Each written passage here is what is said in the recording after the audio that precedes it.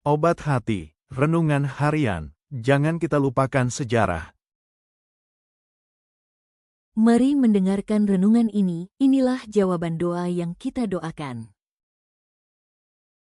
Judul renungan hari ini, keputusan menuju pada pengharapan.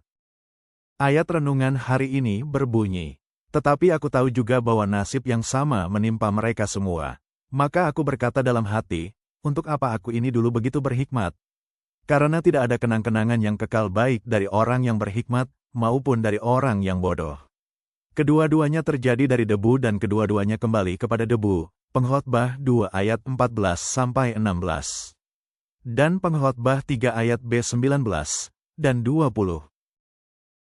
Pengabdian Miller sebagai kapten dalam Perang Kedua melawan Inggris pada konflik terjadi, ia mulai meragukan keyakinannya akan deisme.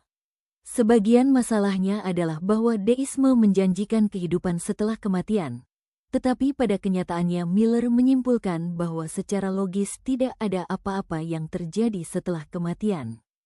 Kira-kira pada waktu yang sama, Miller mulai merenungkan kematiannya sendiri dan maknanya.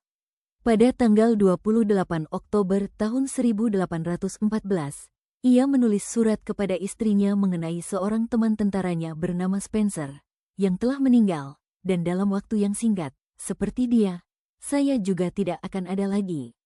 Itu adalah pikiran yang direnungkannya. Kenyataan hidup yang keras mendorong Kapten Miller kepada keyakinan yang pernah ditolaknya dengan dahsyat. Namun, ia masih mempunyai satu harapan. Kalau saja ia bisa mencapai pangkat patriotisme sejati di jajaran tentara, maka ia akan dapat menyimpulkan bahwa keyakinannya pada deisme tidaklah salah.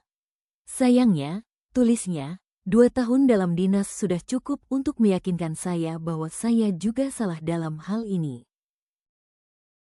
Gambaran negatif akan keadaan manusia dalam Alkitab tampaknya lebih akurat daripada pandangan deisme, yang mengajarkan bahwa sifat manusia pada dasarnya baik dan jujur.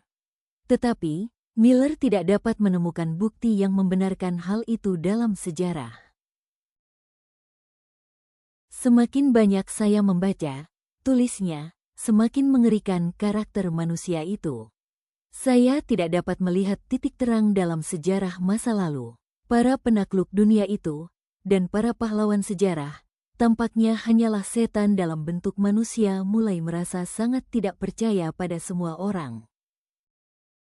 Akhir dari krisis keyakinan Miller terhadap deisme berkaitan dengan apa yang tampak sebagai tindakan Tuhan dalam sejarah dari pertempuran Plattsburgh pada bulan September tahun 1814. Dalam pertempuran itu, satu pasukan tentara Amerika yang disebut Apology of an Army mengalahkan kekuatan superior dari pasukan reguler Inggris, yang beberapa di antaranya tergabung dalam pasukan yang menang atas Napoleon. Amerika sudah hampir dipastikan kalah. Tetapi, hasil yang sangat mengejutkan di tengah segala rintangan, Miller menyimpulkan, bagi saya tampak seperti hasil karya kekuatan yang lebih besar daripada manusia.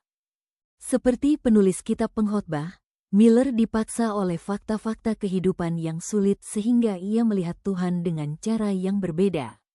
Kabar baiknya adalah fakta-fakta kehidupan yang sulit masih memberi pengaruh yang sama hingga saat ini.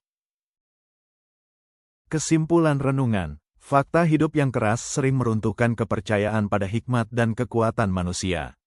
Seperti Miller dan penulis Pengkhotbah, kita belajar bahwa hanya Tuhan yang memberi makna dan pengharapan sejati. Di tengah keterbatasan manusia, tangan Allah tetap bekerja dan memanggil kita kembali kepada iman yang benar. Doa hari ini, Tuhan, ajar kami melihat karya-Mu di balik setiap peristiwa hidup. Ketika iman kami goyah, tuntun kami kembali kepada kebenaran-Mu.